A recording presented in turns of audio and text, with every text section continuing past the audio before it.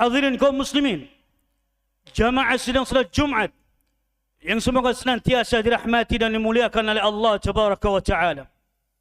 Tiada bosan dan tiada henti para khutbah di awalil khutbah selalu mengajak kepada kita semua untuk kita senantiasa bertakwa kepada Allah Subhanahu wa Ta'ala dengan sebenar-benarnya takwa, dengan menjalankan perintah-perintah Allah dan menjauhi dari segala apa yang dilarang oleh Allah Tabaraka wa Ta'ala. Allah Subhanahu wa Ta'ala berfirman, "Wa tazawwadu fa inna khairaz zadi taqwa." Dan berbekallah kalian, karena sebaik-baik bekal adalah bekal ketakwaan kepada Allah Subhanahu wa Ta'ala. Ibadallah, Allah Subhanahu wa Ta'ala telah menciptakan seluruh makhluknya. Allah ciptakan langit, Allah ciptakan bumi, Allah ciptakan malaikat, jin dan manusia dan seluruh makhluknya. Dan Allah Subhanahu wa Ta'ala telah menentukan takdirnya. Bahkan 50.000 tahun sebelum Allah menciptakan langit dan bumi, Allah Subhanahu wa Ta'ala menciptakan makhluk yang pertama yang bernama Al-Qalam, yaitu pena. Allah Subhanahu wa Ta'ala menyatakan kepada pena atau Al-Qalam, "Uktub." Qala wa ma aktub? Qala uktub maqadirul khalaik ila yaumis sa'ah. Tulislah. Maka pena bertanya, apa yang hendak aku tulis? Maka Allah Subhanahu wa Ta'ala menyatakan, tulislah seluruh takdir yang akan menimpa seluruh makhluk sampai hari kiamat. 50.000 tahun sebelum Allah Subhanahu wa Ta'ala menciptakan langit dan bumi, seluruh takdir ini sudah ditulis oleh Allah Subhanahu wa Ta'ala. Bahkan Allah Subhanahu wa Ta'ala telah mencatatkan takdir kepada makhluk yang bernama manusia ketika di dalam rahim seorang ibu. Allah Subhanahu wa Ta'ala telah mengutus malaikat untuk mencatatkan tentang beberapa perkara takdir yang akan menimpa ketika dia muncul di permukaan bumi ini. Yaitu Allah perintahkan tentang kehidupannya di dunia, bahagia atau sengsara, tentang ajalnya, yaitu tentang rezekinya. Semuanya sudah ditulis oleh Allah Subhanahu wa Ta'ala ketika di dalam perut seorang ibu. Ayyuhal muslimuna ibadallah.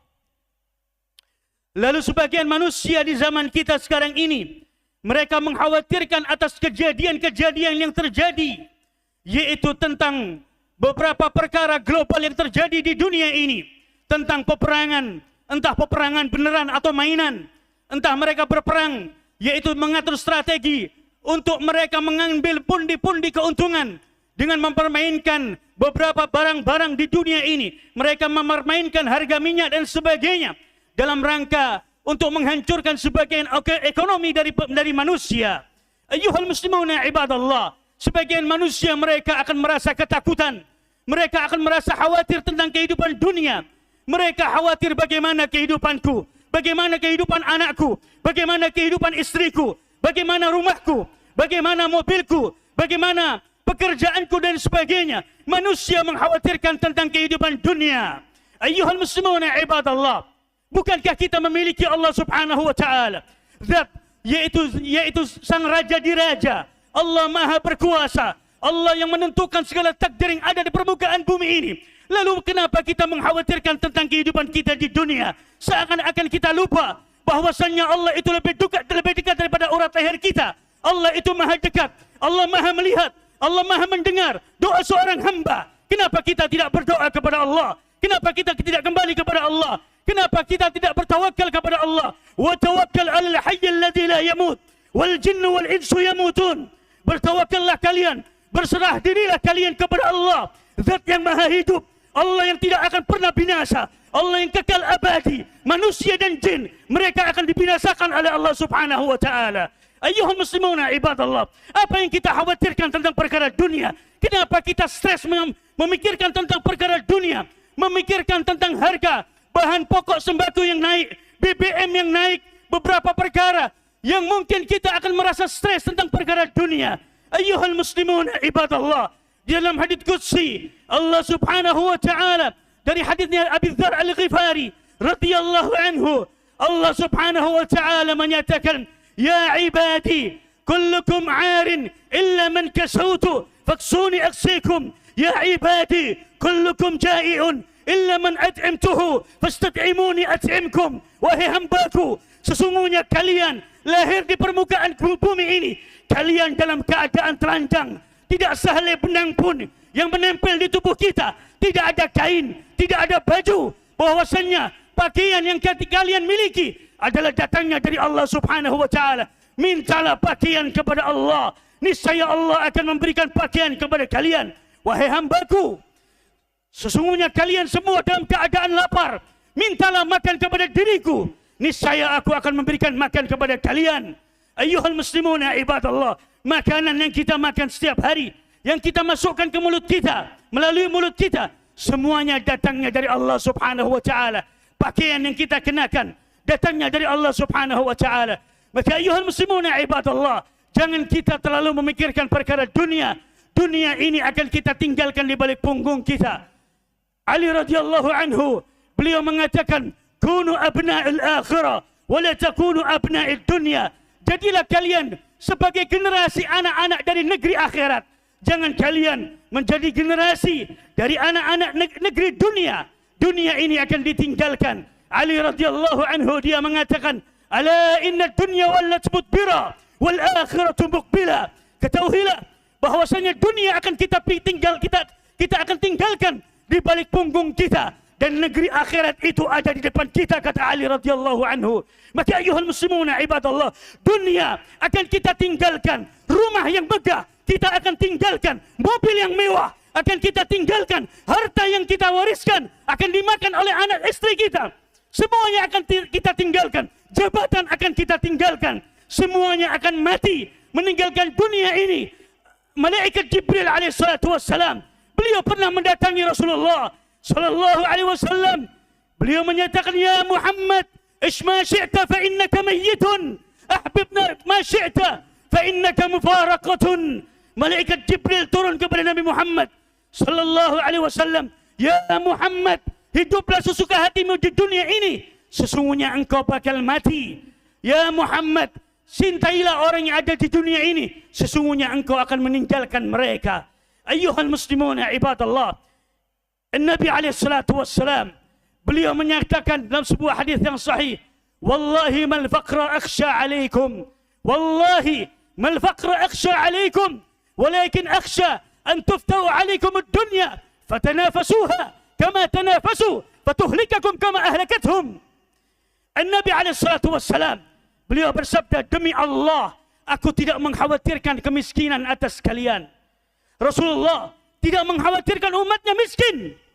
Tapi kata Rasulullah, yang aku khawatirkan ketika dibuka perkara dari perkara dunia ini, kalian memasukinya, kalian berlomba-lomba, kalian akan dibinasakan oleh Allah sebagaimana Allah membinasakan umat-umat terdahulu. Ayyuhal muslimuna ibadallah, dunia ini akan kita tinggalkan. Tidak lama lagi dunia ini akan kita lepaskan.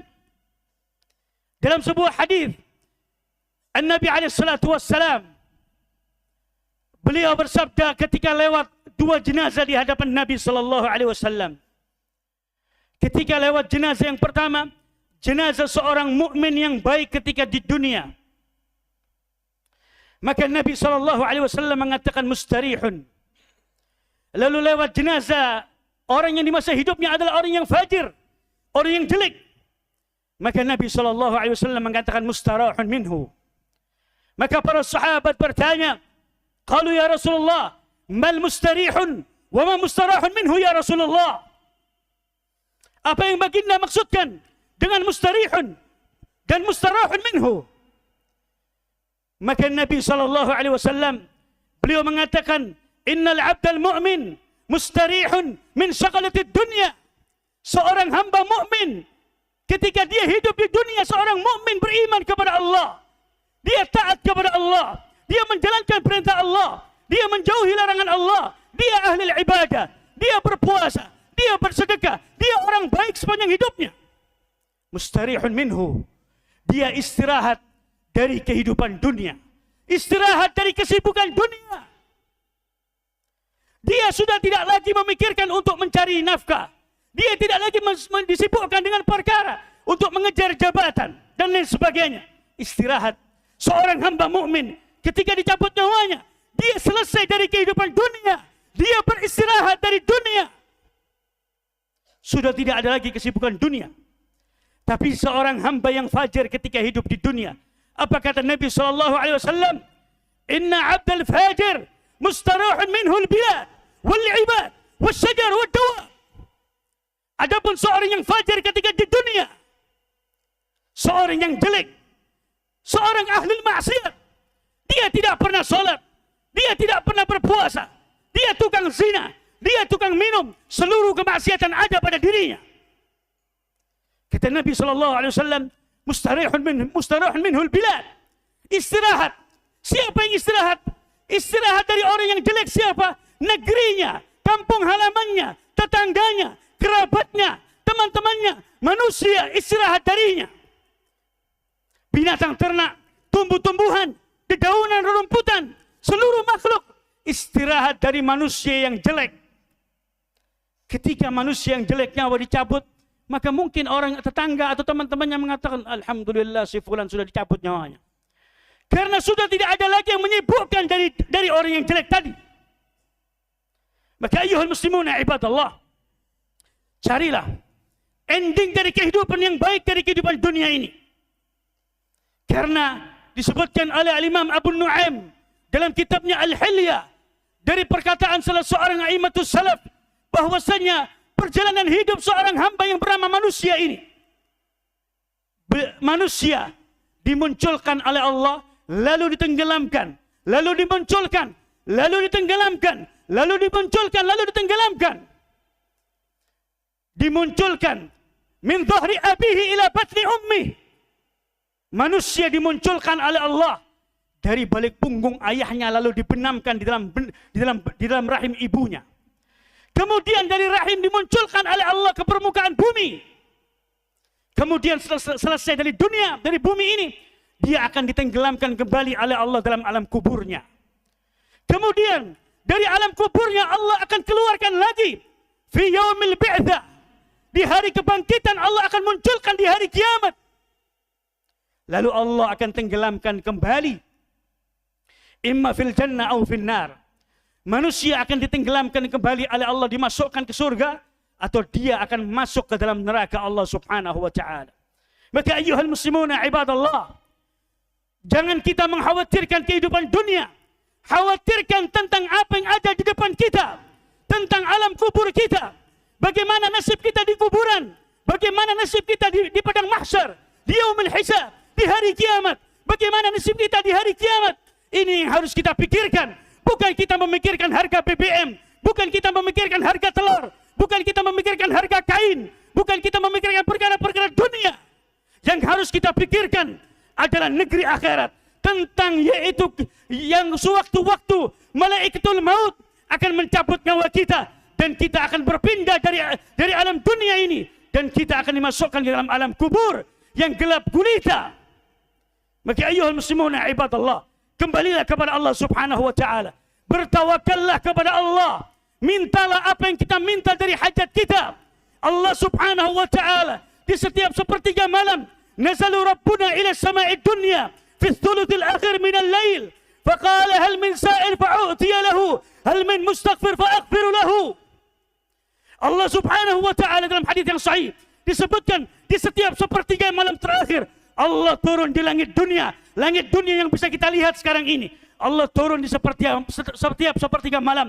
Lalu Allah subhanahu wa ta'ala menyeru, apakah ada dari hambaku yang di sepertiga malam dia bangun, menengadahkan tangannya, dia meminta hajatnya, niscaya aku akan kabulkan doanya. Apakah ada dari hambaku yang bangun sepertiga malam terakhir, dia meminta ampunan kepada diriku, niscaya aku akan mengampuni dosa-dosanya. Maka ayyuhal muslimuna ibadallah, bahwasanya doa ini adalah senjatanya seorang mukmin adalah berdoa kepada Allah subhanahu wa ta'ala.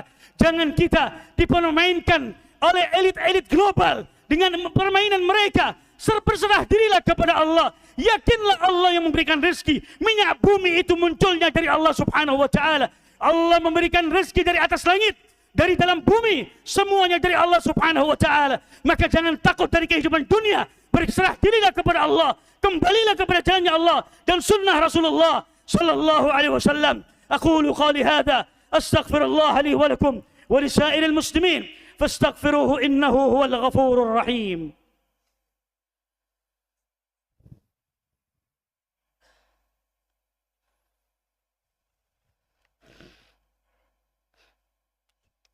Alhamdulillah Rabbil Alamin. Wabihi nasta'inu ala umuri dunya wad din.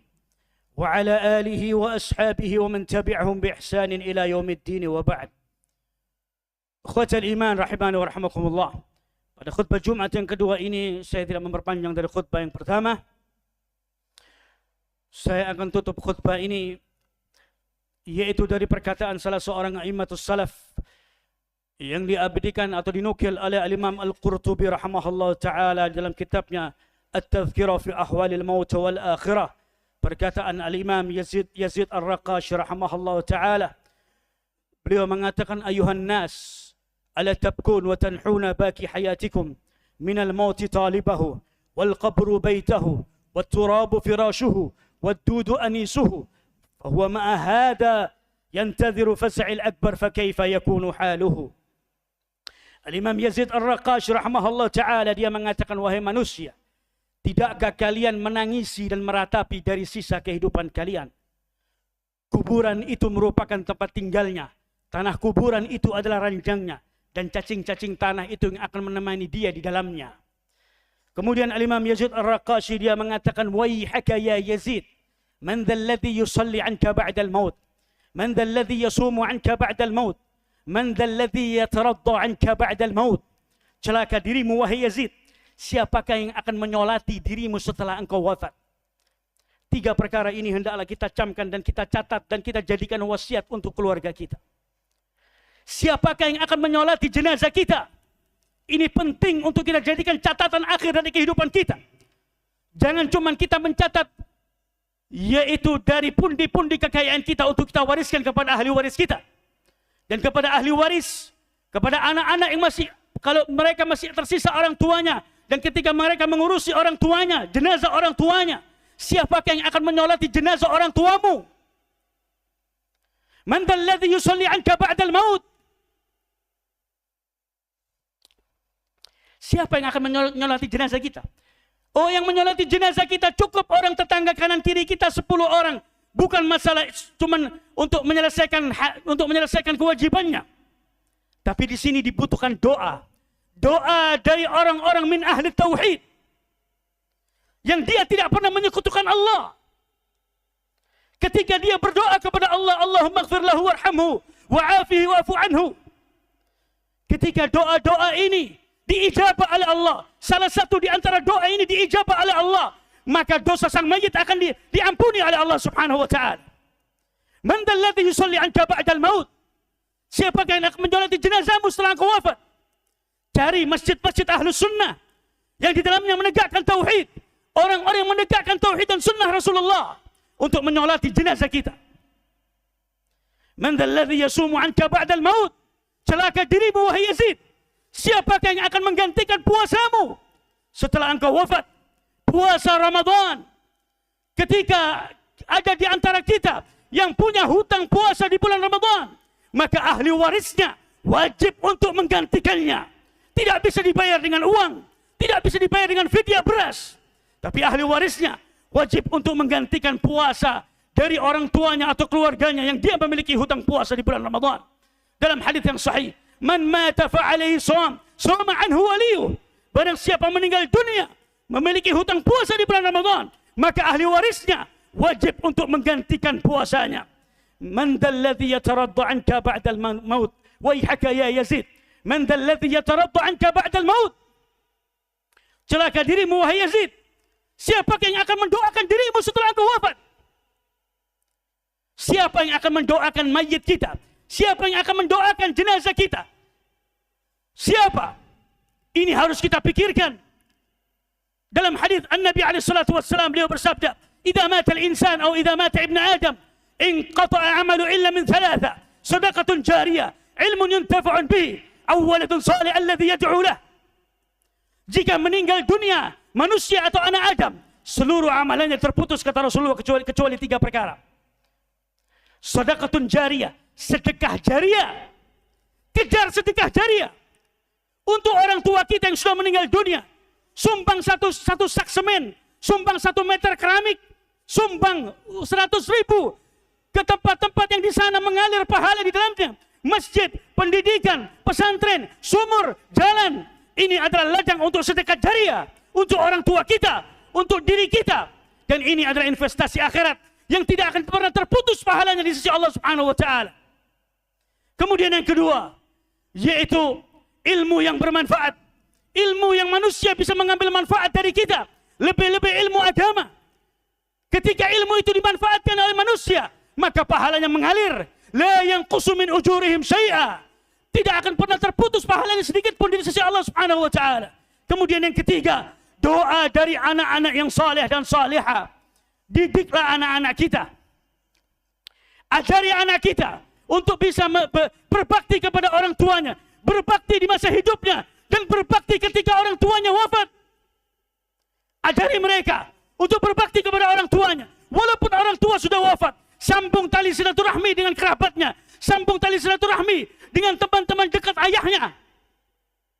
Ini merupakan bentuk wujud dari berbakti kepada orang tua setelah orang tua wafat. Kemudian bersedekah jariah untuk orang tua kita. Didiklah anak kita untuk menjadi anak-anak yang saleh dan salihah sehingga mereka bisa mendoakan orang tuanya. Maka ayuhal muslimuna ibadallah, sekali lagi jangan pernah khawatir dengan perkara dunia, karena dunia sebentar lagi akan kita tinggalkan di balik punggung kita. Tapi songsonglah, tataplah, yaitu alam kubur kita, tataplah negeri akhirat kita di yaumil qiyamah. Ini yang akan kita pertaruhkan di hadapan Allah Subhanahu wa Ta'ala, yang menjadikan para aimatus salaf dari para sahabat dan aimatus salaf mereka menangis ketika mereka memikirkan tentang hari kiamat. Maka ayuhal muslimuna ibadallah, kembali kepada jalannya Allah Subhanahu wa Ta'ala, kembali kepada sunnah Rasulullah sallallahu alaihi wasallam. Bertawakallah kita kepada Allah, berbesar hatilah kita karena kita memiliki Allah, Allah yang tidak pernah tidur, Allah Maha melihat, Allah Maha mendengar. Berdoalah apa yang kita inginkan dari hajat kita. Semoga Allah mengeluarkan dari segala problematika kita, memudahkan segala urusan kita, sehingga kita menjadi orang-orang yang memiliki keinginan tercapai, dimudahkan segala urusannya oleh Allah Subhanahu wa Ta'ala. Semoga Allah Subhanahu wa Ta'ala senantiasa memberikan taufik kepada kita, dan semoga Allah Subhanahu wa Ta'ala mengampuni dosa-dosa kita, dosa kedua orang tua kita, dan dosa seluruh kaum muslimin. Rabbana ighfir lana wa li ikhwanina alladhina sabaquna bil iman, fala taj'al fi qulubina ghillan lil ladzina amanu rabbana innaka ra'ufur rahim. Rabbana zalamna anfusana wa in lam taghfir lana latarhamna lanakunanna minal khasirin. Rabbana la tuzigh qulubana ba'da idh hadaytana wa hab lana min ladunka rahmah innaka antal wahhab. ربنا آتنا في الدنيا حسنة وفي الآخرة حسنة وقنا عذاب النار وصلى الله على نبينا محمد وعلى وصحبه وسلم والحمد لله رب العالمين. أقم الصلاة.